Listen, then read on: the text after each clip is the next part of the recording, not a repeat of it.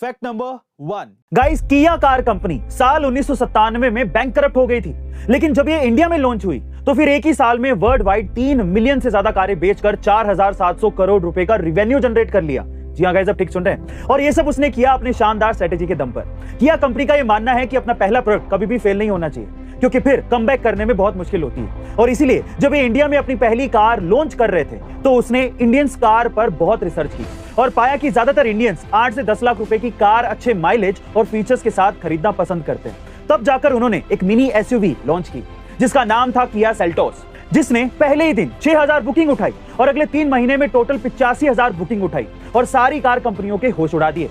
और महज 2 साल के अंदर किया इंडिया की टॉप 5 कार कंपनियों में शुमार हो गई। गाइस, किसी भी बिजनेस को सक्सेसफुल बनाने के लिए स्ट्रेटेजी बनाना बेहद जरूरी है। फैक्ट नंबर 2 गाइस, पाकिस्तान में लगातार बढ़ रही महंगाई ने हाहाकार मचा दिया है। और इस महंगाई का अंदाजा आप इस बात से लगा सकते हैं कि घरों में यूज होने वाले एलपीजी सिलेंडर की कीमत 12,000 रुपए से भी ज्यादा हो गई है। जी हाँ गाइस, अब ठीक सुन रहे हैं। और पाकिस्तान में एक आम आदमी के लिए घर चलाना तो छोड़िए, घर का चूल्हा जलाना भी मुश्किल हो गया है। लोगों का कहना है कि हमारे पास आटा तो है, लेकिन उसे पकाने के लिए सिलेंडर ही नहीं है। दरअसल पाकिस्तान में एलपीजी के कुछ ही भंडार बचे हैं, जो कि अगले 10-12 सालों में पूरी तरह से खत्म हो जाएंगे। इस वजह से एलपीजी की कीमतें बढ़ती जा रही हैं। वहीं एलपीजी के आयात की बात करें तो पाकिस्तान पर पहले से ही बहुत ज्यादा कर्ज है, तो वो दूसरे देशों से एलपीजी का आयात नहीं कर सकता।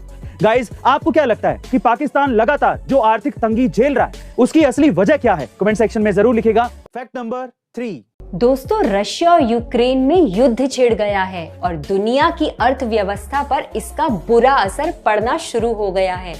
सबसे पहले कच्चे तेल के दाम 8 सालों में यानी 2014 से सबसे ऊंचे स्तर पर हैं।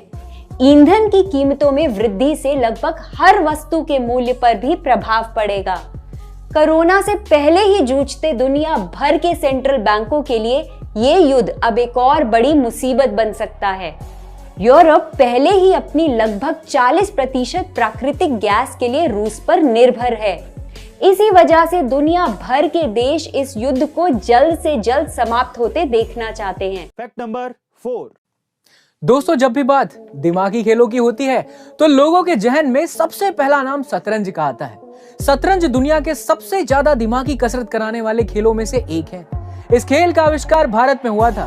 मनोवैज्ञानिक यानी साइकोलॉजिस्ट मानते हैं कि शतरंज खेलने से दिमाग की बौद्धिक क्षमता बढ़ती है और कठिन से कठिन सवालों को हल करने में शक्ति भी मिलती है। पर आजकल के युवा वर्ग अपना ज्यादा समय पबजी जैसे अन्य वर्चुअल गेम्स में बिता रहे हैं। दोस्तों, जब शतरंज खेलना इतना खास है तो इससे दूरी बनाकर क्यों रखना? आज से ही इसे अपने खेल का हिस्सा बनाओ और अपनी बौद्धिक क्षमताओं को नए स्तर पर लेकर जाओ। इसके बारे में आपका क्या ख्याल है? कमेंट सेक्शन में जरूर बताइए और ऐसे ही अमेजिंग इन्फॉर्मेटिव वीडियोस के लिए हमें लाइक शेयर सब्सक्राइब करना ना भूलें। मिलते हैं अगले वीडियो।